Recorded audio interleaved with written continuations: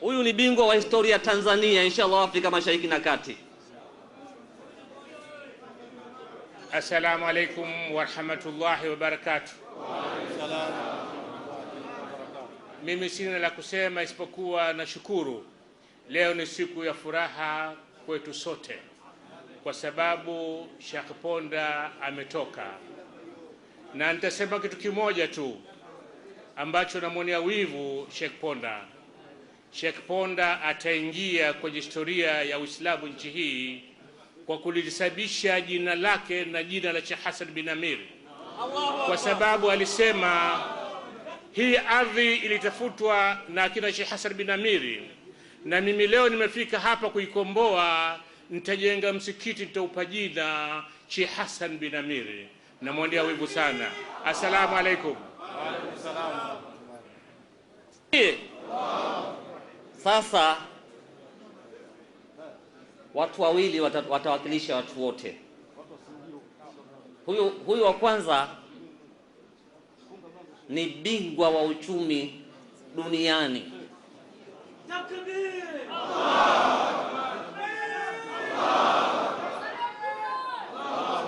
Jina lake simtaji.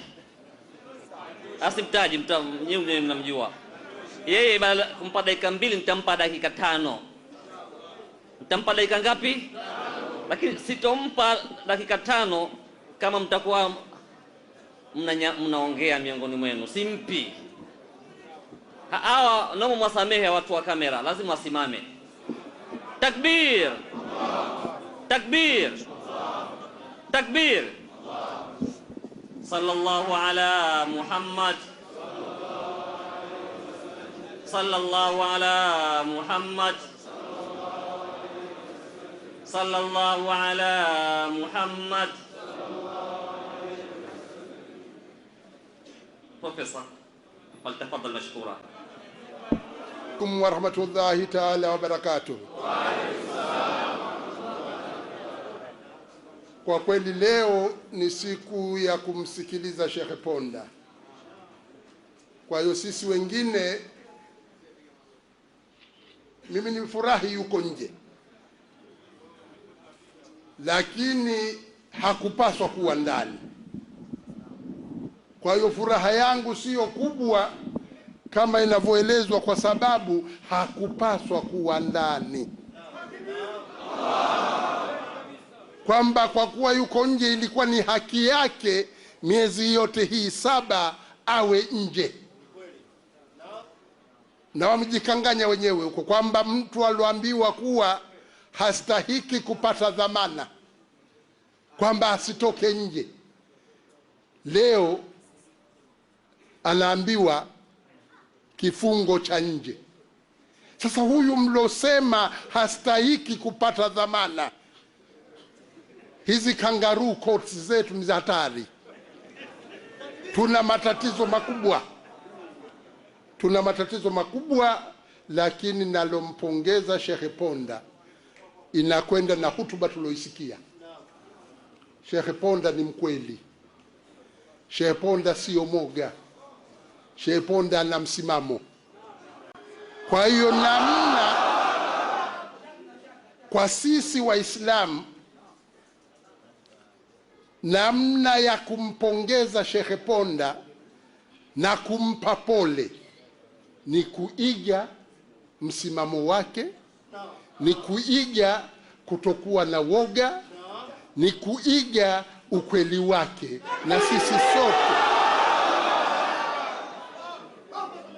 Na sisi sote tuwe na msimamo. Sheikh kasema, hutuba ya leo imesema katika swala la kudai haki ni ibada.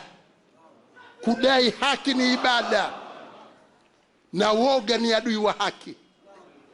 Basi sisi kwa Sheikh Ponda kumuenzi kwetu ni kuiga mfano wake wa kauli thabiti,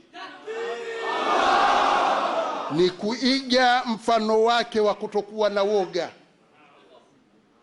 Sisi wengine machozi yanatutoka, yeye yuko imara. Nimeenda kumtazama jela. Sisi ambao tunaenda kumtazama jela tunamwonea huruma, yeye anatuonea huruma sisi tulioenda kumtazama.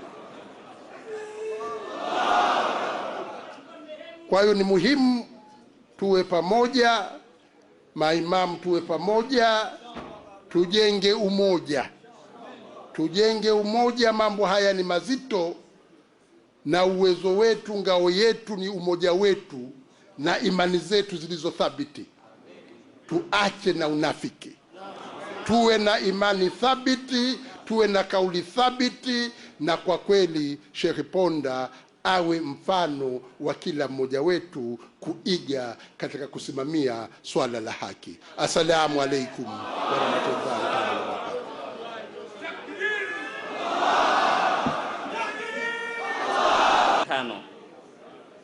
Najua mna hamu sana ya kumsikia Sheikh Ponda.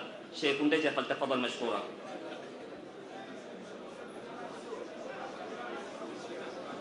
Assalamu alaikum wa rahmatullahi wa barakatuh.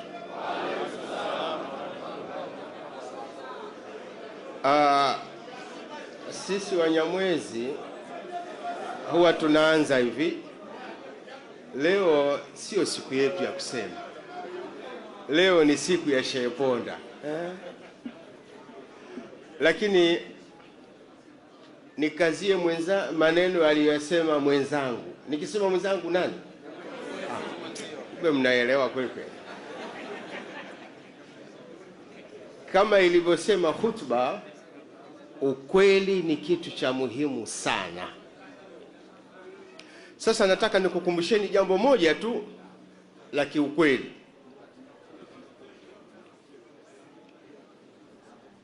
Siku 2-3 zilizopita kulikuwa na kikao cha viongozi wa dini. Kwa bahati, wewe weka unakotaka, tuna tabia ya bahati wakati fulani kuiita nzuri, wakati fulani kuiita mbaya.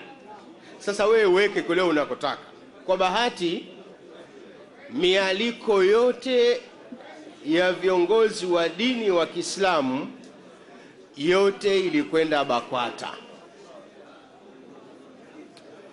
Akaja kiongozi mmoja wa BAKWATA akaniambia, Sheikh Kundecha, nimekufuata makusudi.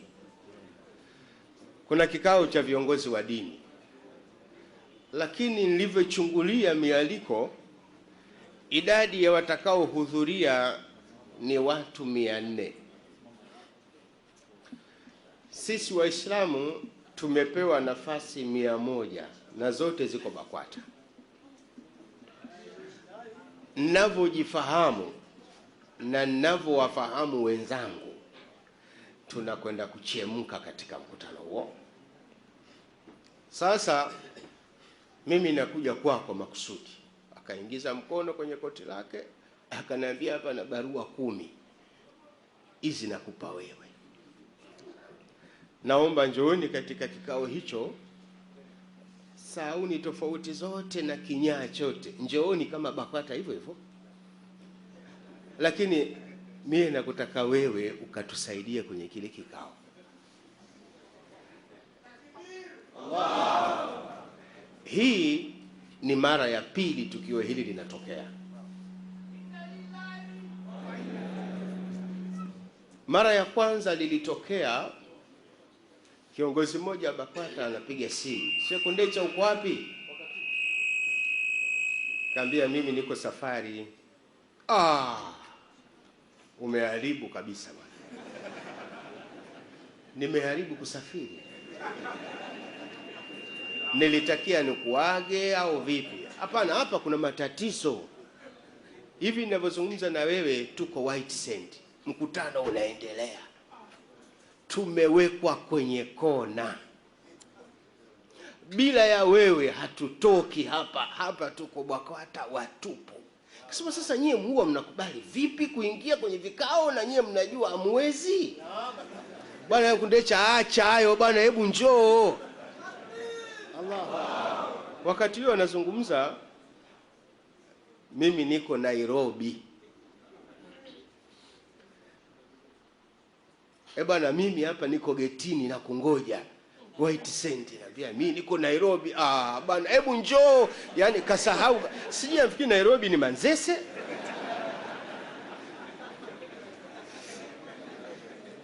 Basi nilipokata simu nilikuwa na ndugu yangu wa Kiruguru. Anaitwa Sanze. Kumbusha hili la juzi. Baada ya kuingia katika kwa hicho, BAKATA wakasema mada yetu wasilisha wewe.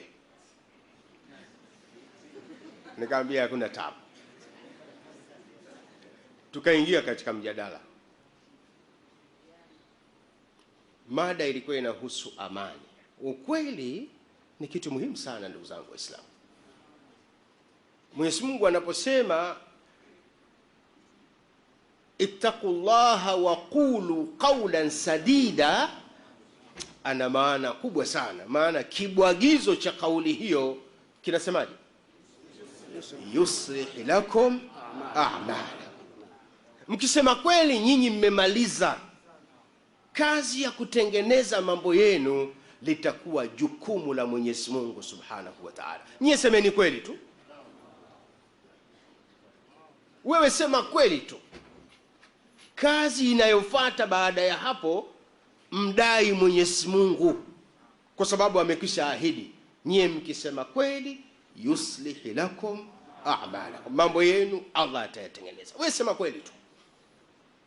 Wala usijali unayemwambia ana ukubwa kiasi gani, ana pembe kavu au laini. Wewe sema kweli tu. Kinachofuata mwachie Mwenyezi Mungu. Na ukimwachia Mwenyezi Mungu, mdai. Naeleka vizuri Mwenyezi Mungu mdai, mwambie Mungu nimekwisha sema kweli, tengeneza mambo yangu. Hilo halina wasiwasi. Niliwaambia kongamano la Wakristo waliopo pale, miongoni mwa chokochoko zinazoendelea freshi kwa sasa katika nchi yetu ni dhana ya kuchinja. Sawa? Wakaitika sawa. Na miongoni mwa tatizo lenu Wakristo ni kuwa mmefundishwa hamwezi kula nyama iliyochinjwa na Waislamu kwa sababu mmegundua kuchinja kwa Waislamu ni ibada. Sawa? Sawa. Biblia imetukataza. Nikasema ikiwa hivyo ndivyo, naomba leo nikwambieni mambo mawili. Na kabla ya kuendelea na kikao hichi, kwa mujibu wa Uislamu, ibada ismun jami'un likulli ma yuhibbu Allah wa yarda. Ibada ni jina la kila jambo analolipenda Mwenyezi Mungu na anaridhika kuona linafanyika. Hii ndiyo tafsiri ya ibada kwetu Waislamu. Kikao hichi cha leo madhali kinakusudia mahusiano na kuondoa tofauti kati ya Muislamu na asiyokuwa Muislamu. Sisi tulioingia humu kama Waislamu tumo katika ibada. Swali langu, kikao hichi bado mnaendelea kukaa au mnatoka?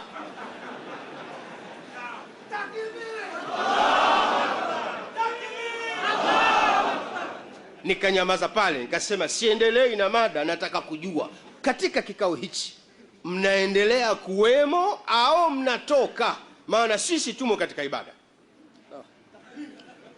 Hamtaki kula nyama kwa sababu kuchinja kwa Waislamu ni ibada. Hichi kikao cha leo sisi tumo katika ibada. Mnaendelea au mtaondoka? Wakageukiana, akatokeza mmoja jasiri akasema, kwa maana ya ibada ulotuambia tunaendelea.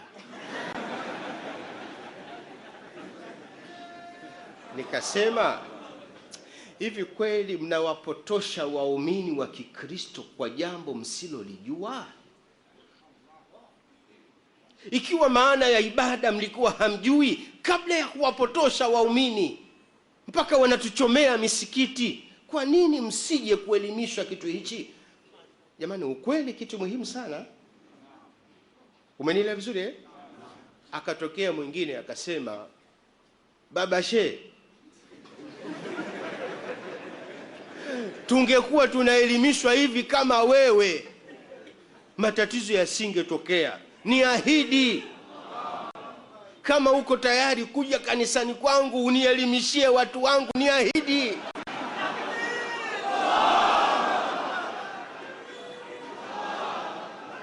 Nikamwambia andaa mkutano, isiwe Ijumaa tu utanivuruga, lakini ikiwa Jumapili nitakuja kukuelimishia watu wako. Sijui unanielewa vizuri eh? Walikuwa viongozi wa dini wasiopungua 300.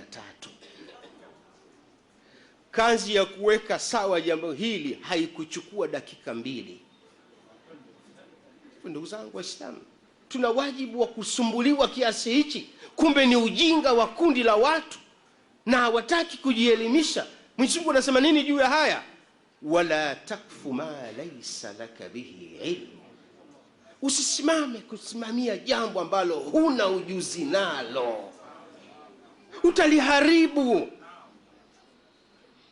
Serikali na walaumu Waislamu juu ya jambo hili, kumbe ni ujinga wa viongozi wa Wakristo kulijua jambo la ibada. Naeleweka vizuri? Nikasema narudia tena, kikao mnaendelea, tunaendelea, na nyama zile mtakula, tutakula. Leo ni siku ya kuzungumza Sheikh Ponda.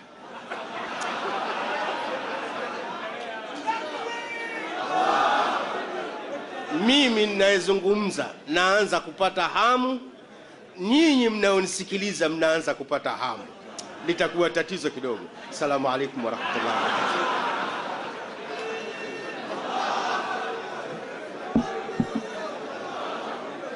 Assalamu alaikum. Assalamu alaikum. Allahu akbar. Takbir. Kuna tangazo kidogo hapa. Mwenye gari T 634. Takbir. Sasa Sheikh Ponda atakuwa ni mtu wa mwisho kuzungumza. Sasa kuna nilisema Sheikh Kundesha ni mtu wa mwisho, lakini kwa sababu pana kamanda mwingine ambaye alikuwa naye Sheikh Ponda, yeye bwana sitompa nafasi azungumze. Yeye aje asalimie, tunamuone aitwa Mukaddam Swale. Huyu ni komando. Huyu asalimie, baki nikimpa nafasi aongee atachukua nusu saa nzima. Mukaddam, njoo salimie tu basi.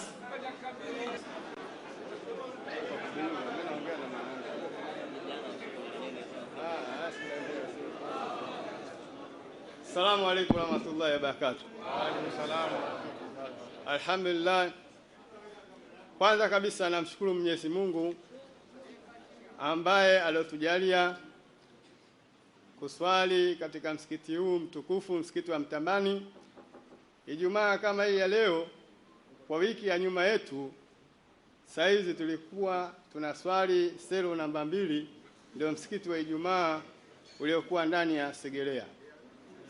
Lakini kwa uwezo wa Mwenyezi Mungu, alhamdulillah, leo tunaswali tukiwa ndani ya msikiti wa Segerea.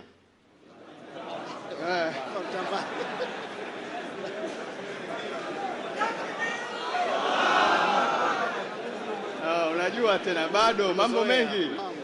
Hata jana wakati naamka asubuhi, mke wangu nikamwambia mnyapara time tayari. Yaani bado tuna mazingira, lakini atakwisha. Waislamu, mimi binafsi si muongeaji kwa siku ya leo, kwa sababu mbele ya shehe wangu Sheikh Ponda huwa mimi sitaki kuongea. Isipokuwa kuna jambo ambalo binafsi nilitaka niafikishe kwa upande wenu Waislamu kidogo. Naelewa na haya yana msingi sana, kwa sababu tulipokuwa ndani tulipata tabu sana. Labda nikianza na jambo la kwanza, lilikuwa siku ambayo aliokamatwa Sheikh Ponda, ambaye tarehe aliokamatwa Sheikh Ponda, na warudisha Waislamu kwamba aliokamatwa tarehe aliokamatwa Sheikh Ponda ilikuwa tarehe 16. Sawa? lakini siku alikamata Sheikh Ponda ndio siku alikamatwa Amiri Faradi, na kesi tuliopelekewa kule kuvamia kiwanja markazi cha Ng'ombe. Hilo la kwanza, nimemalizia hapo. Kwanza mwenye akili ataelewa kwamba Faradi naye alikuwa amiri wa Zanzibar, na yeye kwenye kesi ya tukumuona kwamba kaletwa sababu siku alikamatwa Sheikh Ponda na ndio siku alikamatwa yeye. Tukio la pili nazungumzia kwa ufupi kwa sababu kila moja lina ufumbuzi wake, lakini nazungumzia kwa ufupi kwa sababu sio muongeaji. Tukio la pili, wakati tupo Central pale, tulikuwa tunaongea na baadhi ya viongozi wa serikali. Walikuwa watu wa usalama wa mkoa kutoka maeneo mbalimbali. Lakini moja katika hoja zao wakati tunaongea pale, kikao kile kilikuwa kinaendeshwa kwenye ofisi ya Kamanda Kova akiwa na msaidizi wake Msangi. Nilichopata ibla yangu ambayo haitapotea kwamba kwenye maongezi yale alikuwa mmoja katika maafisa wa jeshi la polisi kutoka makao makuu, yeye alikuwa ni msabati. Lakini kwa alipoanza kusikiliza maelezo yetu kusema kwamba kuna tatizo baina ya viongozi wa serikali na Waislamu, hili tatizo lipo na sisi jeshi la polisi hatuwezi kwa taratibu tunazokwenda nazo. Huyu ni msabatu, mwelewe. Kova ni Muislamu, Msangi ni Muislamu, anaozungumza na kutuelewa sisi ni msabatu. Subhanallah.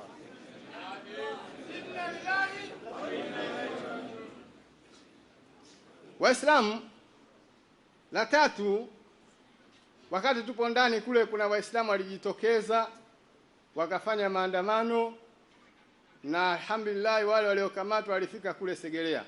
Siku ya kwanza ya pili, mmoja katika wale ambao walioandamana alipaniki kutokana na misukosuko ile, akapata uandazimu na matokeo yake akapelekwa mahakamani, akaachiwa na hakimu. Polisi wakamchukua na akaenda kukaa naye, na matokeo yake huyu mtu akakosa huduma na akafia mikononi mwa polisi.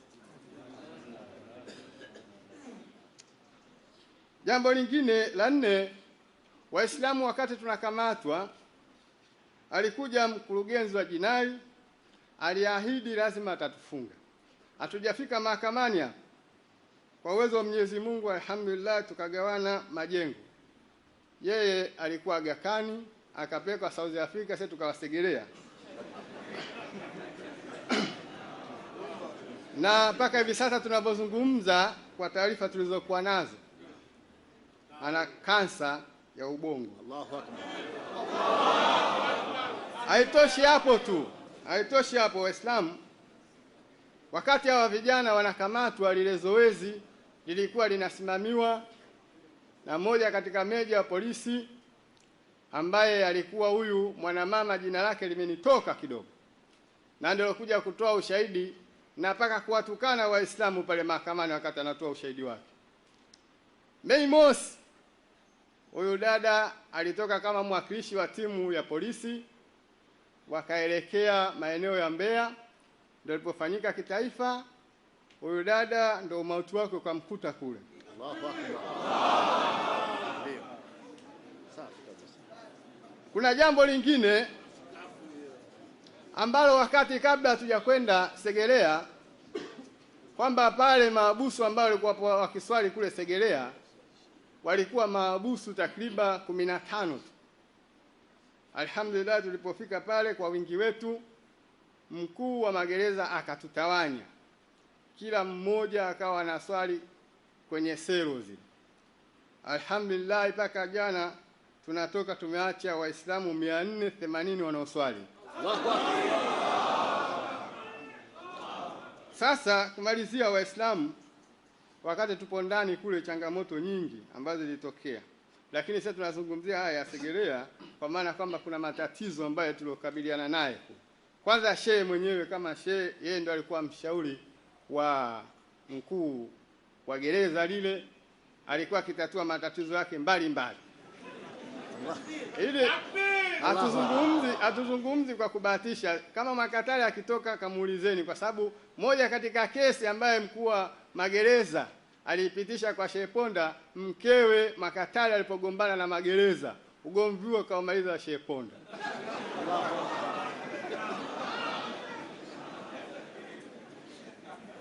kuna mambo mengi, changamoto zilizokuwepo kule ndani sasa kwa Waislamu, changamoto zilizokuwepo ndani kule kwa Waislamu, kwamba tumewakuta wale Waislamu wengi wanaoingia mule wanahitaji kwanza, kama kutatokea Muislamu ambaye anaweza akajenga kisima, awasiliane na Sheikh Ponda ambaye katika kamati yake ya ufuatiliaji wa Waislamu waliokuwa Segerea, mimi nikiwa mmoja wapo.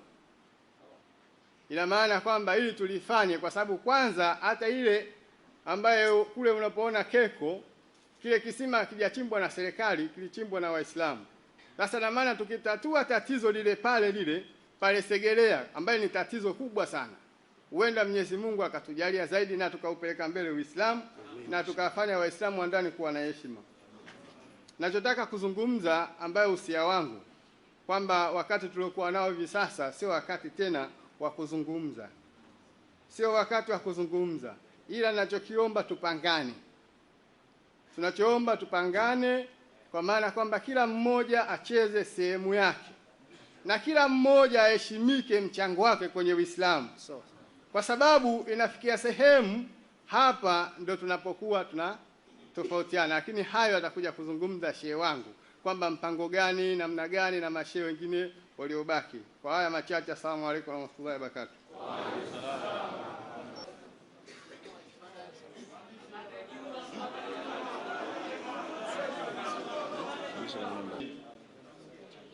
الحمد لله الذي خلق السماوات والأرض وجعل الظلمات والنور ثم الذين كفروا بربهم يعدلون تبارك الذي بيده الملك وهو على كل شيء قدير والصلاة والسلام على حبيب المصطفى محمد صلى الله عليه وسلم. Ndugu zangu katika imani, assalamu alaykum wa rahmatullahi wa barakatuh.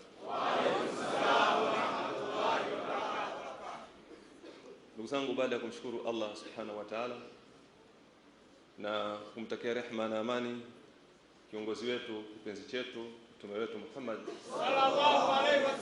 sallallahu alaihi wasallam,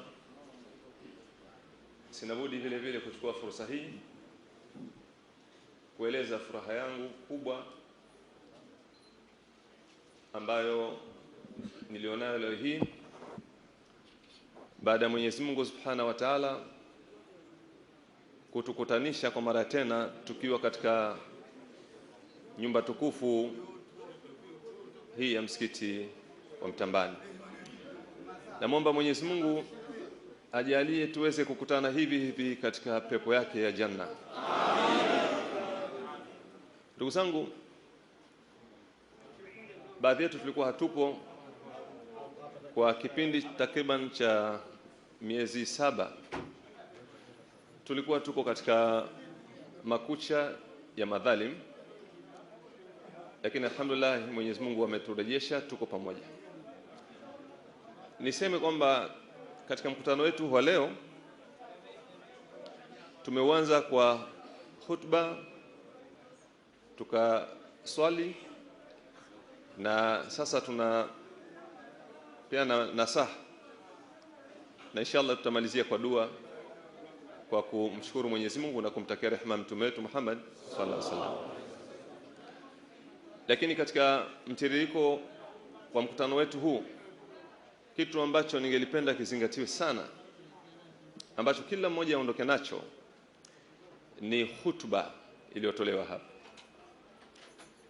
Kwa kweli hutuba ndio imebeba ujumbe wetu, hasa ndio imebeba ile message yetu, kwa sababu akili wakati mwingine inaweza kachukua mambo tofauti kulingana na jinsi inavyozidiwa au ule uzito wa kuweza kupokea mambo. Lakini kikubwa zaidi mimi ningependa tuzingatie sana hutuba. Hutuba iliyotolewa hapa ndio hutuba ambayo ilikuwa inajenga ule msimamo wetu na mwelekeo wetu. Bila shaka nafikiri sote tumesikia hutuba. La msingi ni kuzingatia yalizungumzwa kwenye hutuba. Ni maneno makubwa kwa kweli, ndio maneno ambayo tunatakiwa tuyachukue, na inshallah kama tukiyachukua yale maneno kwa wingi wetu tukayatia kwenye utekelezaji, lazima Waislamu tutakomboka, tutakuwa huru. Hutuba ilikuwa na maneno mazito sana, na ni maneno ambayo ndio mwelekeo hasa ambao tunatakiwa kuwa nao sisi Waislamu. Kwa hivyo katika fursa hii sana nitakuwa labda naongezea au kukazia katika yale yaliyokuwa kwenye khutba. Ndugu zangu, kipindi tunachopita sasa hivi ni kizito sana sisi Waislamu. Sisi tu Waislamu wa Tanzania, isipokuwa ni Waislamu wa duniani kwa ujumla. Hali ya Waislamu ni nzito, na tunahitaji kuwa na maamuzi mazito vile vile.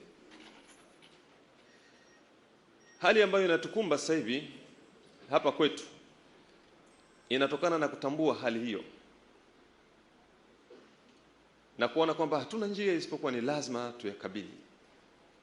Ni lazima tukabiliane na hali hiyo. Mrejesho wake ndo haya ambayo yanatokea. Na haya ni mambo ambayo Mwenyezi Mungu Subhanahu wa Ta'ala na mtume wake Muhammad sallallahu alaihi wasallam ametuahidi kwamba itakapofika mahala mkawa tayari, basi mtapita kwenye vipindi vizito. Hatuwezi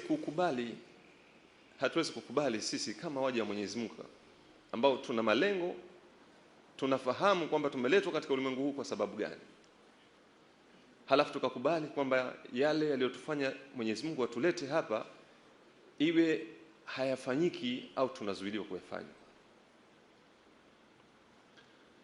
Mwezi wa 10, tarehe 10,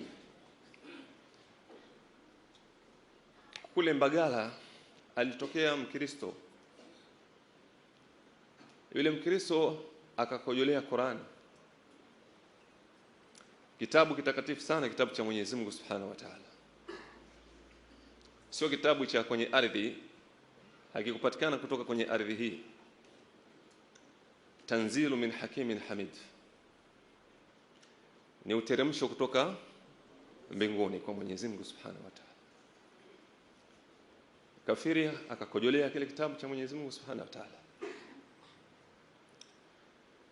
Tarehe 12 Waislamu hawakukubali, na walikuwa na sababu za msingi, kwa sababu wale Waislamu ambao walikuwepo kwenye ile tukio walichukua hatua nzuri tu za busara.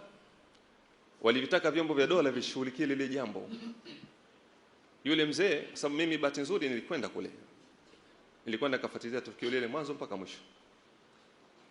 Ilipotokea yule mtoto, ile Qur'ani alikuwa nayo imekojolewa, akaondoka. Ile mtoto analia kwa sababu ana hisia zile za Uislamu, jambo ambalo ndo kiwango chake manake cha kutetea ile haki au kile kitabu cha Mwenyezi Mungu ilikuwa ni kulia. Yule mtoto kaondoka kaenda mpaka wazazi wake.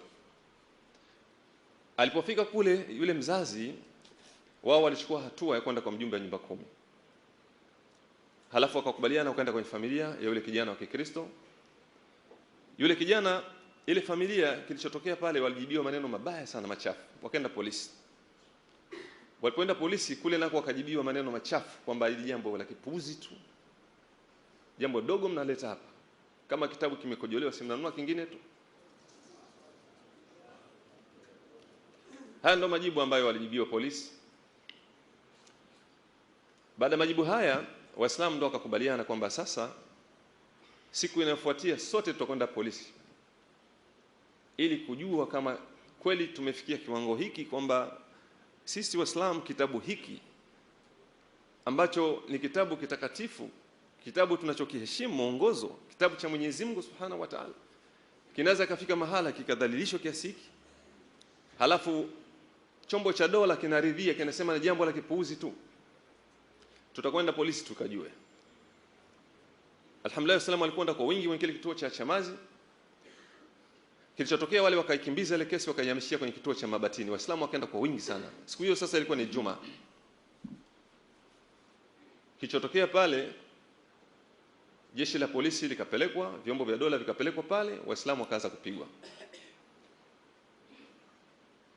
Na ajabu ya Mwenyezi Mungu katika ile tukio, wakati Waislamu wanadai, na alichokuwa wanadai pale polisi kwamba hatua za kisheria zichukuliwe, kwamba ile mtoto afikishwe kwenye vyombo vya dola mahakamani.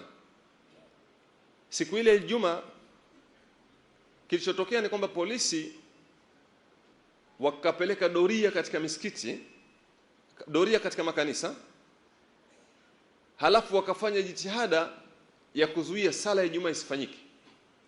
Na jitihada yenyewe ilikuwa mbaya sana, sio kwa kuambiwa, nimeshuhudia. Jitihada yenyewe ikawa kuanzia saa 5 wakawa wanapiga mabomu katika misikiti ya Ijumaa. Msikiti mmoja ni msikiti tena wa Shekhe wa Bakwata, Sheikh Kingo, kitu kama hivi nafikiri, Mbagala. Walitupa bomu katika sala ya Ijumaa na ikapelekea baadhi ya kina mama wakazimia. Na kuna msikiti mwingine wa Zawia huko karibu na kituo cha petrol station, nako wakaenda wakapiga bomu. Wakaenda msikiti mwingine, msikiti wa Sheikh Kilapu, nako pia wakaenda wakapiga mabomu mle ndani.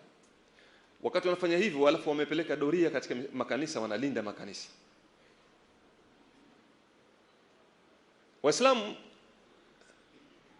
baada ya sala Ijumaa wakawa wamekusanyika kwa wingi kwenda kituoni. Matokeo yake ikatokea fujo kubwa sana pale. Kwa kifupi ni kwamba hoja iliyotumiwa na vyombo vya dola mpaka wakawa tayari kuwakabili Waislamu ambao wanataka utaratibu ufanyike mzuri, kwamba jambo lile lifuate utaratibu wa kisheria. Wameanzia kwa mjumbe wa nyumba 10, wakaenda polisi, mpaka wakaja polisi kituo kikubwa cha Mabatini.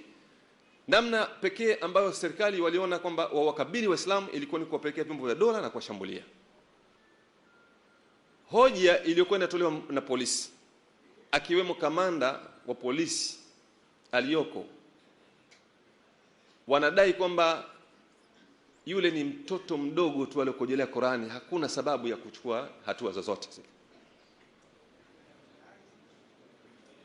Hii ndiyo hoja iliyosimamiwa katika tukio lile, mpaka vyombo vya dola vikawa upande wa Wakristo, vikakataa kuchukua hatua za kisheria ambazo Waislamu walikuwa wamefungua mlango, na wakachukua hatua ya kuwakabili Waislamu. Hoja iliyokuwa inatumika ni kwamba yule ni mtoto mdogo, ana miaka 14, anasema huyu ni mtoto mdogo. Hoja hii imeendelea kusimamiwa mpaka leo tunavyozungumza. Yule mtoto hakupelekwa mahakamani ambaye anaitwa mtoto. Lakini hoja hii sio hoja ya kweli. Hoja hii kwamba yule ni mtoto mdogo ana miaka 14 sio hoja ya kweli. Kwa bahati nzuri sisi tuna uzoefu wa mambo haya kesi. Tuna uzoefu wa mambo ya magereza. Tumetoka gerezani jana. Na kwa bahati nzuri mimi katika selo nilikuwa nimewekwa ni selo ya watoto. Yaani nilikuwa nimewekwa upande wa selo ya watoto, ndio nimewekwa kwenye chumba huko juu maalum. Lakini kwa napata fursa ya kwenda kuonana na wale watoto na kufahamu kesi nyingi zinazoendelea pale za watoto, za wafungwa na kadhalika. Kwa ujumla hali ya magereza nilikuwa naifahamu. Sasa miongoni mwa watoto ambao waliopo pale, juzi aliletwa mtoto mmoja pale. Jina lake nimesahau kidogo, lakini nimeliandika mahala, nitalikumbuka. Alipoingia yule mtoto, mimi nikamwita baada ya kuletwa pale na askari wale. Nikakaa naye, nikaanza kuzungumza naye. Kesi yake huyu mtoto ni kwamba anatuhumiwa na wenzake, ametoka Kimazichana, anatuhumiwa kwamba ameiba pochi, na ndani pochi kuko na shilingi 40,000. Hiyo ndio tuhuma yake. Kaletwa pale, kanyimwa dhamana polisi, kanyimwa dhamana mahakamani, kaletwa kwenye gereza la Segerea. Kwa hivyo ikawa anasubiri tena tarehe yake kesi ya kwenda mahakamani. Sasa mtoto huyu umri wake ni miaka 10. Huyu mtoto umri wake miaka 10.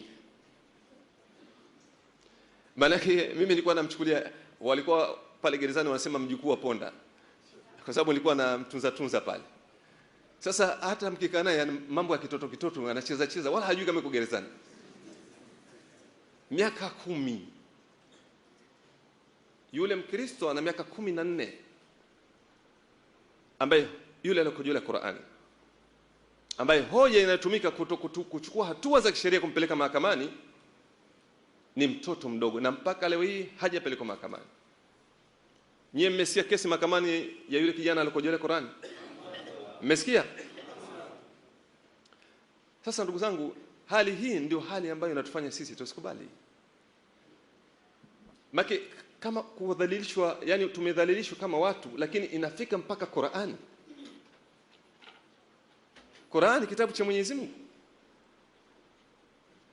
Lau anzalna hadha alqur'ana ala jabali, Mwenyezi Mungu anataka akili itafakari, anasema lau anzalna hadha alqur'ana ala jabali la ra'aytahu khashiyan mutasaddian min khashyati Allah. Anamalizia kwa kusema wa tilka al-amthalu nadribuha lin-nasi la'allahum yatafakkarun. Kitu kikubwa sana Al-Qur'an al-Karim. Sisi inafika mahala kwamba serikali inatutazama kwamba sisi Waislamu wa Tanzania tuko katika level hiyo, kwamba inawezekana ikafika mahali Mkristo akashika Qur'ani akaikojolea na hawa Waislamu wakiinuka wadhibitiwe. Hatuwezi kukubali hata kidogo. Hii hali sisi hatuwezi kuikubali. Wale Waislamu waliokamatwa Mbagala wamo ndani, wamefungwa, wamewekwa pale, wametengenezewa kesi kama 3. Katika hizo kesi 3 wakaweka kesi moja ya robbery kwa maksudi. Kesi ya robbery haina dhamana. Ni kesi ulifanya uhalifu kwa kutumia silaha. Kwa hivyo wamekamatwa wale, halafu wakapelekwa kule Segerea. Katika kesi walizowekewa wakawekewa kesi ya robbery kwamba walitumia silaha. Mahakamani wanaulizwa silaha gani iliyotumika, wanasema ilitumika nondo. Kwamba walipokwenda pale walivunja nondo, yani nondo ndio imetumika kuvunja ile kanisa ile. Na wanaendelea kuwashikilia hata baada ya wale mashahidi ambao ni mlinzi wa kanisa pamoja na watumishi wa kanisa, pamoja na kwamba wamekataa pale mahakamani kwamba hawatambui. Yani katika ushahidi unaoendelea imeshafika mahala kwamba wale mashahidi wamesema hatuwatambui hawa. Walipokuwa naulizwa kwamba mnawatambua hawa, wakasema hatuwatambui mbele ya mahakama, lakini bado wameendelea kushikiliwa na kesi ya robbery pale kwamba walitumia silaha. Ile kesi ya Mbagala ni kesi ya kwamba hawa Waislamu ndio walifanya, ndivyo walivyojengwa, kwa sababu watu wamekamatwa kwenye fujo. Na kuna ajabu kubwa kabisa ndugu zangu katika kesi ile. Ukitaka kujua kwamba tulipofika ni mahala pabaya, tunakwenda katika mwelekeo wa mapambano ya kidini na chuki za kidini. Katika ile kesi, katika watu waliokamatwa, wako watu waliokamatwa walikuwa na gita la kanisa, na wako watu waliokamatwa walikuwa na laptop za kanisa. Kwa maana kwamba kuna watu kweli vibaka waliingia na wakafanya wizi kwenye ile vurugu pale kanisani. Ajabu ya Mwenyezi Mungu, walipokuwa wanachuja watu, tena kesi ishafikishwa mahakamani, wakawa wanachuja watu, katika kuchuja watu kuondoa ili wabakie fresh wale ambao wanawataka wao wabakie kwenye kesi, wale watu, yule mtu aliyokamatwa na gita na yule aliyokamatwa na laptop wameondolewa. Wamebakia ni watu wenye sigda tupu, wale wanaoswali sala 5, hao ndio wako gerezani na ndio wamewekewa kesi ya robbery. Nyinyi mnasema kuna uvunjaji umetokea. Bahati nzuri kweli umekamatwa watu walikuwa na gita kwamba huyu ndio mvunjaji. Lakini kinachotafutwa pale sio kesi ya kuvunja. Kinachotafutwa pale sio kesi ya kuvunjwa. Kinachotafutwa pale ni Waislamu na kuthibitisha kwamba Waislamu ndio wanaofanya mambo ya namna hii.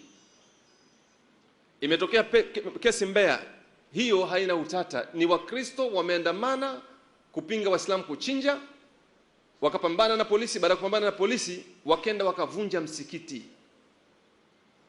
Hakuna kesi ya robbery ilifunguliwa dhidi ya wale Wakristo waliovunja msikiti kule, wala hatuwaoni wanaozungumza. Soma vyombo vyote vya habari wakieleza matukio ya uhalifu wa kidini wanayoorodhesha wao kwamba yametokea hapa nchini. Wanahesabu orodha ya makanisa, wanasema kanisa hili limechomwa, kanisa hili limechomwa, padri Mushi kawawa, si padri nani kapigwa risasi. Hayo ndio matukio wane. Hawaelezi tukio la kukojolewa Qur'an, wala hawaelezi tukio la msikiti kuchomwa na Wakristo kule Mbeya. Hii sio nchi ya Kikristo. Hii ni nchi ya Waislamu na Wakristo, ni nchi ya watu wote. Hatuwezi kukubali tukafika mahala ikageuzwa hii ni nchi ya Wakristo ndio wana haki, Waislamu hawana haki. Leo hii sisi Waislamu tuna uwezo wa kupeleka CD serikalini, kuwapelekea CD serikalini yenye maelezo ya padri, yenye maelezo ya redio ya Kikristo, Radio Maria, ambapo kupitia redio hiyo padri anaishawishi serikali, kuishawishi serikali ikawashambulie Waislamu. Tunayo CD ambayo inasikika kiongozi wa serikali analiomba radhi kanisa. Tunayo CD ambayo inaonyesha, inasikika jinsi ambavyo serikali inaahidi kwamba itachukua hatua, na tunayo CD ya hatua za serikali kupeleka jeshi katika eneo ambalo imeelekezwa na serikali, na serikali inafanya mauaji dhidi ya Waislamu. Radio Maria ndio iliyotangaza sauti ya askofu, sauti ya mchungaji wa kanisa Katoliki parokia ya Mburahati, akieleza serikali kwamba amesikia kuna mhadhara unafanyika Mwembe Chai na misikiti kadhaa, na serikali ikaomba radhi kupitia kwa mkuu wa mkoa, na hatimaye ikapeleka askari pale, na mauaji hayajapata kutokea Tanzania. Mauaji yote hayajapata kutokea kama yale ya Mwembe Chai. Ni mauaji ya kinyama, kwa sababu wameuawa pale, wameuawa watoto, wameuawa mashehe, wameuawa vijana, wameshambuliwa kina mama. Mauaji ya kinyama hayo ni mauaji yamefanyika mbele ya vyombo vya habari. Kamera za television ziko pale zinarekodi, CD ipo mpaka leo. Lakini wiki iliyopita kuna CD imepelekwa bungeni na viongozi wa Kikristo. CD hiyo inadaiwa kwamba ndio udini, kwamba inahamasisha kwamba Waislamu, inahamasisha kwamba Waislamu wakawashambulia Wakristo. Imepelekwa bungeni. Hii CD ya mauaji ipo toka mwaka 98 mpaka leo, miaka mingapi? Hii haijapelekwa bungeni. Na kwa CD ile iliyopelekwa bungeni, bunge limechukua hatua. Bunge limechukua hatua, limepisha maazimio mbalimbali. Sio kamati ya ulinzi na usalama kama nilivyosema juzi, inasema kwamba mihadhara marufuku. Kasimama sio yule mama nani, sio mama Ana Abdalla kasema marufuku. Anasema kwamba mtu atakayepinga BAKWATA huyo mtu wa jumuiya hiyo ifungwe na kadhalika.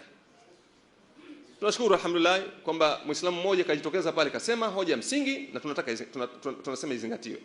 Mbunge mmoja wa Kigoma Zito amewaambia pale, kawaambia hiyo BAKWATA mnaolazimisha nyinyi, BAKWATA hii imeundwa na serikali na Waislamu hawajapata kuikubali hata siku moja. Mbona vyombo vya Kikristo, mbona Wakristo hawalazimishwi, hawawekewi uongozi? Kwa nini Waislamu wanawekewa uongozi?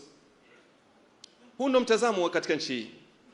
CD ya Waislamu inaweza ikaonekana inazungumza, lakini hii ya mauaji, katika mauaji imeshindikana hata kupeleka inquest tu, kufanya uchunguzi kwamba aliyoua pale nani. Mpaka leo hii mauaji, ndugu zangu, yalikuwa ni ya kinyama, huwezi ukaamini.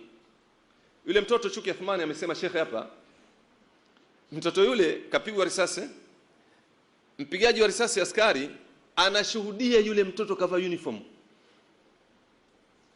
kampiga risasi, na baadaye yule mtoto wamefika, wamemchukua, wamemkuta na vitabu na kadhalika, mwanafunzi maana. Katika kudhibitisha kwamba walikusudia kumfanyia unyama, ilipokuwa tu ni mtoto wa Kiislamu, huyu mtoto alipopelekwa Muhimbili akiwa mahututi, kwa sababu risasi iko kwenye uti wa mgongo mpaka leo. Alipopelekwa Muhimbili, huyu mtoto kafungwa pingu kwenye kitanda mnyororo kwa muda wa zaidi ya wiki 5. Na kuna mchezo ulikuwa unafanyika pale, ikifika siku ya kupelekwa theater kwa ajili ya upasuaji, yule askari mwenye funguo za pingu anaondoka. Kwa hivyo wale manesi wanashindwa kumpeleka hospitali mpaka ameparalyze leo hii. Sisi leo hii tukiambiwa Waislamu, au leo hii kama utawaita viongozi wa Kikristo na Waislamu, ukawaambia wale maaskofu wakaonyeshe kaburi moja tu la kiongozi wa Kikristo ambaye ameuawa kwenye nchi hii kwa sababu ya dini yake, hawana kaburi kama hilo. Kiongozi ambaye ameuawa na serikali kwa ajili ya dini yake, hakuna kaburi kama hilo. Lakini leo hii ukituambia sisi Waislamu tukupeleke kwenye makaburi ya Waislamu waliouawa na serikali kwa ushawishi wa kanisa na wameuawa kwa ajili ya dini yao, tutakupeleka kwenye makaburi zaidi ya 20. Tutakupeleka kwenye kaburi la Swaleh, tutakupeleka kwenye kaburi la kina Sheikh Kasim bin Juma, tutakupeleka kwenye makaburi chungu mzima huko. Watu wameuawa kwa ajili ya dini yao. Ndugu zangu, hali hii itaendelea kuwepo kama tutaendelea kutokuzingatia yale ambayo tumeelezwa kwenye hotuba iliyopita. Leo hii tunapozungumza, viongozi wengi wa Kiislamu wamo ndani. Sheikh Farid Hadi yumo ndani, ni mwanachuoni mkubwa.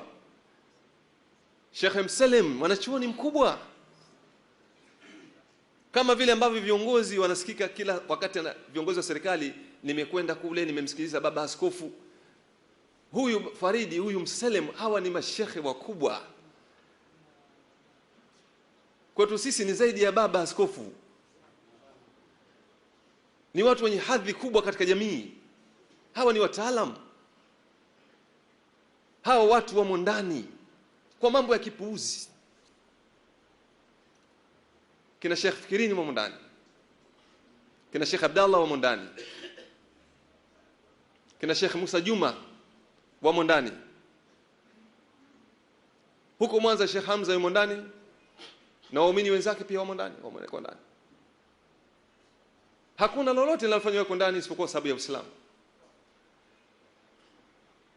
Ukija kuchanganya na Waislamu ambao 59 waliofungwa juzi, idadi ya Waislamu walio kwenye magereza ya Tanzania ni kubwa sana.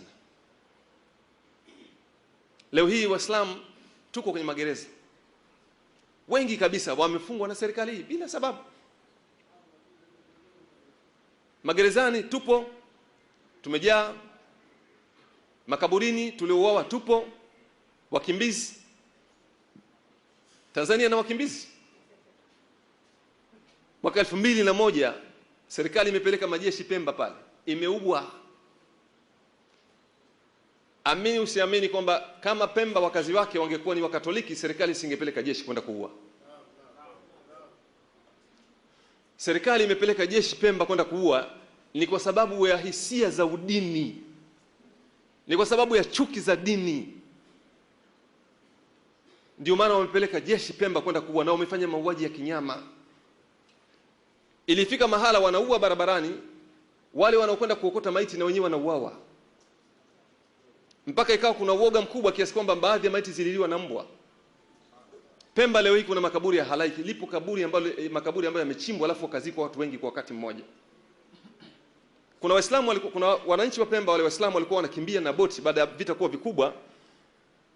Wanaondoka na boti wanakimbia labda waende Mombasa au Tanga. Ikaenda helikopta ikawapiga na bomu juu wakafa. Haya ni mambo yanatokea Tanzania, na yote haya ni dhidi ya Waislamu. Yote haya ni dhidi ya Waislamu. Hatutoki hapa Tanzania, hatuwezi kutoka. Hizi ni jitihada kwamba sisi tufike mahala to give up, tutoke hapa Tanzania. Hatuwezi kutoka Tanzania. Njia pekee ni mapambano.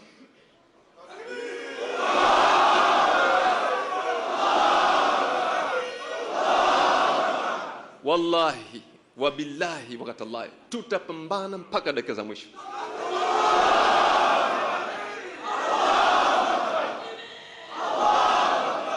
Sisi sio raia wa Tanzania kwa sababu ya katiba nchi, wala sisi sio raia wa Tanzania kwa sababu ya chama tawala. Sisi ni raia wa Tanzania kwa sababu Mwenyezi Mungu ndiye alituweka hapa. Walaqad makannakum fil ard. Hii aya Qur'ani iko pale, Mwenyezi Mungu anasema walaqad makannakum fil ard, mimi Mungu ndiye nilikuwekeni katika hizo nchi. Hawezi mtu mwingine kutunyang'anya uraia huu hata siku moja. Mimi wamekuwa nasumbuka mara chungu mzima, si wanataka kunitoa, si uraia wapi. Nishawaambia pale usoni, hakuna mtu atakayenitoa hapa Tanzania.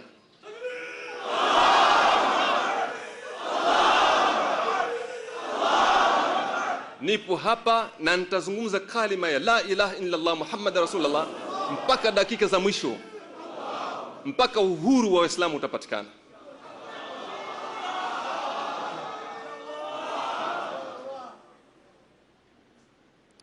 Ndugu zangu, ni lazima tujipange kwa hali kama hii. Dhulma ni kubwa na inapangwa kutokana na matukio. Wanatengeneza matukio ya uongo, staili zao za matukio ya uongo, wanatengeneza matukio ya uongo tu. Wanafiki haya yote unasikia sio wamechomwa si manini, wanatengeneza wenyewe tu. Idara ya usalama ndio wanatengeneza, wanafiki wakubwa. Sisi tuna akili kubwa sana, tuna uwezo mkubwa, tunajua mambo mengi sana. Wanatushinda facilities kwamba wana majengo, wana magari, sio kufikiri. Hawatushindi. Ni watu wadogo sana, ni watu wa kawaida tu. Mchezo wa kijinga tu wanafanya wenyewe, michezo ya kipumbavu wanafanya wenyewe kule. ili wapate sababu za kuweza kuwafikia Waislamu na kuwadhulumu. Juzi hapa ile bomu wanasema kibomu gani kimeripuka pale Arusha, dakika 20 washakamata watu. Yaani bomu limeripuka saa 4, kufia saa 5 washakamata watu 8. Hawa jeshi la upelelezi Tanzania wana uwezo huo? Alafu watuonyesha kamata Waarabu. Alafu si statement zao zilikuwa sasa za uongo. Paka viongozi wa juu wanasema uongo. Wao wamekamatwa na manga. Walikuwa wanavuka. Watu wale wamekuja kuwakamata, wako kwenye kituo cha basi, wanataka kupanda gari aina ya Noah. Kituo cha basi, viongozi wasema wamekamatiwa na manga. Okay, tujalie kwamba walikamatiwa na manga, wanataka kuvuka. Lakini mpaka ule siku ile walikuwa wanavuka Waarabu peke yao. Wazungu walikuwa hawavuki. Sasa kwa nini ukamate Waarabu? Watu wabaya sana hawa. Huni tu, mambo ya kihuni haya. Mambo ya kihuni tu. Hawana maana kabisa hawa. Propaganda tu kwenye mambo ya vyombo vya habari, nini ujinga tu. Sisi haturudi nyuma.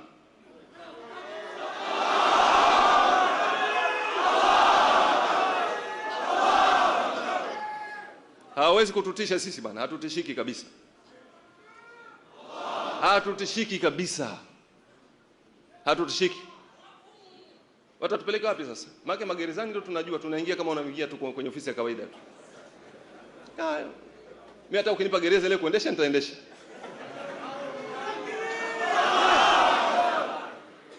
Haina tatizo. Hakuna tatizo. Hakuna tatizo kabisa.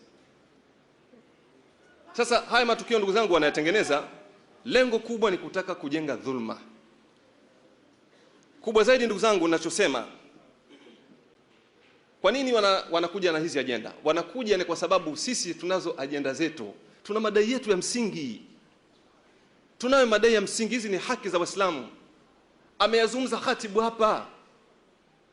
Huwezi ukageuza baraza la mitihani kuwa parokia. Hii sio nchi ya Kikristo. Wewe ukienda pale kwenye baraza la mitihani ni parokia pasei, ni chombo utafikiri umekwenda kanisani. Pale wameajiri mchungaji kuangalia maslahi ya wakanisa pale. Swali linakuja, kwa nini uweke mchungaji usiweke shekhe? Badala ya kujibu swali wewe unakuja kuleta ugaidi sio. Unakuja kuleta tuhuma za kijinga na nini? Siasa kali, vita sio na nini? Sisi tuna mambo ya msingi. Miongoni mwa haki ambazo Waislamu wamekuwa wakizidai hapa Tanzania kwa muda mrefu kabisa ni pamoja na haki ya kusikilizwa madai ya Waislamu. Tunawaambia undeni tume tuje kwenye meza ya mazungumzo. Hii ni moja katika haki ambazo Waislamu wamekuwa wakidai kwa muda mrefu kwamba hebu undeni tume tuje kwenye meza ya mazungumzo, sisi tuwasilishe ushahidi wa madai yetu. Mpaka leo serikali haitaki kuunda tume. Wanachosalia ni propaganda tu. Undeni tume, sisi tunasema tuna madai, tuje kuthibitisha kwa mujibu wa nyaraka, kwa mujibu wa ushahidi wa mazingira na vielezo mbalimbali. Ndio hali ya kawaida, ndio binadamu, ndio sheria zinavyokuwa. Yale tunayosema sisi tunasema tuna ushahidi nayo. Hatuitwi pale. Matokeo yake watu wanapiga kelele tu. Juzi hapa tumeeleza hali inayoendelea kwenye baraza la mitihani baada ya wao wenyewe kufanya kitendo cha aibu cha wazi wazi kwamba wametoa matokeo ya watoto wa Kiislamu, ikaonekana watoto wa Kiislamu wamefeli vibaya sana. Sisi tukakaa tukamwambia no. Sisi wenyewe pia ni wasomi, mambo ya elimu tunayajua, nyinyi mnakaa pale kwa sababu ya ubaguzi wenu, mkituweka na sisi tunaweza tukafanya, tunajua vizuri. Tukawaandikia barua, tukaanza kuwaonyesha maeneo ambayo tunataka ufanyike ukaguzi juu ya swala lile. Walipoona hivyo, matokeo yake baada ya siku 2-3 wakatoa matokeo mengine mapya. Yale matokeo mapya yakawa ni tofauti na yale matokeo ya awali. Matokeo mapya, mtoto alikuwa amepewa 0 wa Kiislamu, kumbe ana A. Mtoto alikuwa amepewa 0, kumbe ana B. Mtoto alikuwa amepewa 0, kumbe ana C. Shule ilikuwa imefanywa si shule 100 na ngapi katika shule za Kiislamu, kumbe ni shule tu 70 na kidogo hivi. Wakatoa matokeo. Sisi tukawapa utafiti tuliokuwa nao, tukawaambia kwamba tatizo ni kubwa. Kuna tatizo la udini katika baraza la mitihani. Lakini tukaenda mbali zaidi, tukawaambia kwamba utafiti tuliofanya ambao tunaweza tukawapeni tukawasilisha kwenu nyie ili ufanyiwe kazi. Kuna matatizo hata ya wananchi wa kawaida, tuwacha mbali Waislamu, kwamba pale kuna uholela na kuna ujinga unaoendelea pale ambao unaleta madhara hata kwa wananchi wa kawaida. Tukawaambia hivyo. Leo hii juzi imekuja kutokea hapa, sasa wanazungumzia swala la kubadilisha matokeo ya mtihani, kitu ambacho tulikisema sisi, lakini kwa sababu wanaosema ni Waislamu wakaona kwamba sio jambo la kufuata. Hawa ndio watu wanaongoza nchi. Kama leo hii mnaweza mkafika mkawa na matokeo mabaya ya kinchi namna ile, inawezekanaje mkafika mahali nchi kapata maendeleo? Haiwezi kupata maendeleo, kwa sababu kwenye education ndio mnatengeneza watu, ndio mnatengeneza maendeleo. Nchi hii hata siku moja haijapata kuwa na mfumo ambao unaweza kuikomboa nchi hata siku moja. Kuna watu wanasema kwamba wakati wa Nyerere elimu ndio ilikuwa iko juu, sio ilikuwa nini? Hao ni watu wajinga sana, kwa sababu huwezi ukapima nadharia wakati kuna matendo halisi. Nyerere alizalisha watu kutokana na mkondo wake wa elimu, si ndio? Ambao watu wale ndio wanaongoza serikali. Hawa walioko kwenye serikali leo hii ni zao la Nyerere, si ndio? Ndio waliosoma wakati ule. Sasa hebu angalieni hii nchi kweli hivi ilivyo. Ni nchi inaongozwa na watu waliokwenda shule? Hii nchi ukiangalia jinsi ilivyo, mwenendo wake, matokeo yake katika uchumi, katika mambo ya elimu, ni nchi ambayo inaongozwa na watu waliokwenda shule? Hakuna. Kwa hivyo ndugu zangu Waislamu, ninachotaka kusema au kusisitiza, jambo kubwa zaidi, kubwa kuliko ni yote, ni umoja wetu na mshikamano wetu. Tunaelewana? Na haya wanayofanya kutukamata sisi, kutuweka ndani, sababu zake kubwa ni mbili. Sababu ya kwanza ni kuvunja ule umoja wetu, kwa sababu ni umoja unajengeka, umoja wenye nguvu kubwa. Sisi ndio viongozi wenu, tunafanya tathmini. Ndugu zangu, msijidharau, tunakwenda vizuri. Tunakwenda vizuri. Mwaka jana sisi tuliamua kupima ule umoja wa Islam katika tukio kwamba umefikia katika level gani. Tukafanya ziara mikoani wakati wa swala la sensa. Tuliambia serikali kwanza lazima mrejeshe kipengele cha dini kwenye sensa. Tulikuwa na sababu ya msingi, yote mnazijua. Wakakataa, tukapita mikoani tukawaambia Waislamu msishiriki sensa mpaka kipengele cha dini kiwekwe kwenye sensa. Nikwambieni sensa ilifeli kwa 70%. Haya matokeo aliyosimama nao rais kuhusiana na sensa akasema kwamba hii ndio idadi ya Tanzania, ni uongo. Ni uongo 100%. Hata kwenye ushahidi wa mazingira tunakataa.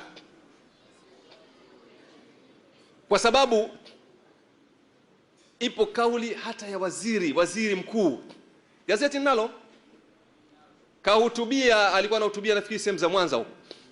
Kawaeleza wananchi kwamba safari hii serikali itakuwa na kipindi kigumu sana katika kutayarisha budget. Kwa sababu ili serikali iweze kutayarisha budget ni lazima iwe na takwimu sahihi kuhusiana na idadi ya watu wake. Lakini sasa zoezi la sensa limefeli, kwa hivyo serikali itakuwa na kipindi kigumu sana. Haya ni maneno ya Pinda, gazeti nalo. Tanzania Daima Front, gazeti ni habari ya mbele kabisa. Kasema Pinda. Leo hii rais anakuja kuibuka na matokeo, Tanzania si watu wananchi wa Tanzania idadi yao ni. Umepata wapi? Wakati Waislamu hawakuhesabiwa.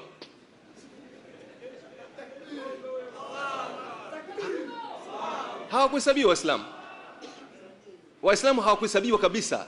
Sasa ile tukio limewashtua kwa sababu ni kipimo kikubwa sana cha ule umoja wetu. Tulipoamua kwa pamoja kwamba hatushiriki sensa imefeli. Hiyo takwimu wacha wakanayo, watajua wenyewe ni uongo au siku zote wanafanya mambo kwa uongo. Lakini uhakika ni kwamba sensa ilifeli kwa 70%. Paka walitoa wakuu wa mikoa wakawa wanakwenda siku kubembeleza, siku nini, wakatumia jeshi la polisi, wakakamata watu, wakaweka ndani, haikuwezekana kabisa. Katika eneo ambalo Waislamu tumeonyesha ule mujitama wetu na umoja wetu katika tukio la sensa. Sasa wanachokijaribu kufanya sasa hivi ni jitihada za kutaka kuvuruga ule umoja wetu. Wanajitahidi kutaka kuvuruga ule umoja wetu.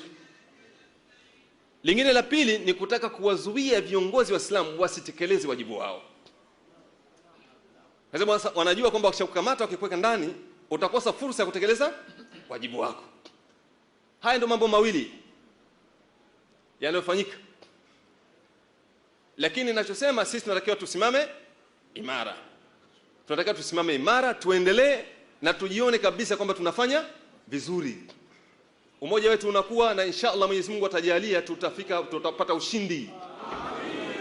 Hilo tuendelee nalo kabisa. Ndugu zangu, nitumie fursa hii ya kuwashukuru viongozi wa Kiislamu, hasa maimamu, kwamba katika kipindi hiki cha msukosuko wa jitihada za kudhani kwamba wakifanya hivyo, wakikamata watu wakaweka ndani, si wakaleta hivyo katisha watu, kwamba pengine itafika tutasambaratika na shughuli zetu zitasimama, hilo jambo limefeli. Kwa kweli katika watu wanaostahili pongezi kubwa sana ni maimamu wa Tanzania. Wamefanya kazi kubwa sana. Maimamu wa Tanzania wamesimamia hizi kesi zetu. Alhamdulillah tumetoka. Lakini wameunda kamati ambayo imewasaidia Waislamu waliofungwa juzi. Kuna wenzetu Waislamu wamefungwa juzi pata sunna. Jambo kubwa. Maimamu wamesimamia ile zoezi la kuzihudumia zile familia. Lakini kubwa zaidi ni kwamba wameendelea kufanya vikao vya kutafakari na kujadili mambo muhimu yanayoendelea hivi sasa hapa Tanzania. Hili ni jambo kubwa na tunatakiwa tuwashukuru viongozi wetu. Lakini mwisho ni washukuru nyinyi Waislamu wa Tanzania. Mimi nimefarijika sana kuona umoja huu. Na inshallah naamini kwamba tutaendelea kwa pamoja. Sisi kama viongozi wenu tunawaahidi kwamba hatutarudi nyuma. Sisi tutakuwa mstari wa mbele katika mazingira yoyote yale. Iwe ni mazingira ya amani, iwe ni mazingira ya mapambano, tutakuwa mbele inshallah. Na inshallah tutafika. Leo hii alhamdulillah Mwenyezi Mungu amejalia tumetoka, tuko pamoja. Hatua kubwa ambayo inafuatia ni kukaa pamoja viongozi tuweze kuweka uratibu mzuri wa namna ya kuweza kutoka hapa kwenda mbele zaidi. Naomba hili mliombee dua sana. Sababu umoja wetu sisi viongozi ni kitu muhimu sana. Na naamini of course kutakuwa kuna kasoro mbalimbali hapa zimetokea, lakini hayo ni mambo madogo. Tunachotaka kuangalia ni yale mambo makubwa zaidi. Sawa? Yale mambo madogo madogo tunayaacha. Tunakaa pamoja, tunaweka mipango mikubwa zaidi. Hili tunaomba dua kwenu nyinyi waumini, mtuombee dua viongozi tuweze kufanikiwa katika hili. Hili ndio jambo la msingi sana ambalo ningependa kuwashukuru sana. Lakini jambo hili pia niseme kwamba limetuunganisha sana, limetuunganisha katika mambo makubwa sana. Nimefarijika kusikia kwamba watu tuliweza kufunga somu Tanzania nzima. Hili ni jambo kubwa. Limeweza kutuunganisha katika mambo mazuri na makubwa, miongoni mwa hayo ni hili la somu. Ndugu zangu, nitumie fursa hii kuwashukuru viongozi wetu walioandaa utaratibu wa leo, lakini vile kuwashukuru na nyinyi watukufu Waislamu ambao mmeacha shughuli zenu mkaja katika mkutano huu muhimu sana wa Kiislamu. Tuna mengi ya kusimamia. Tuna mengi ya kuzungumza. Kwa sababu hali sio nzuri, hali sio ya kawaida. Wenzetu wanatupiga vita kitaalamu. Juzi hapa walipotaka kuja na haya mapropaganda makubwa, miongoni mwa mbinu walizotumia mojawapo ilikuwa ni kufungia Radio Imani. Hawa wanapigana na sisi kitaalamu sana. Wamefunga kwa sababu wanajua ni sauti ya Waislamu. Halafu wao vyombo vyao vinabakia pale nje vinasema sasa wanatushambulia. Watu tushambulia kwenye magazeti, kwenye radio, propaganda kubwa. Hakuna vurugu za kidini hapa. Waislamu wanadai haki zao. Wao wanatakiwa watoe majibu kulingana na madai ya Waislamu. Hilo ndio lilopo mbele na hilo hatuachi. Tutakwenda mpaka mwisho wa safari. Inshallah niseme kwa haya machache niliyosema. Assalamu alaikum wa rahmatullahi wa barakatuh.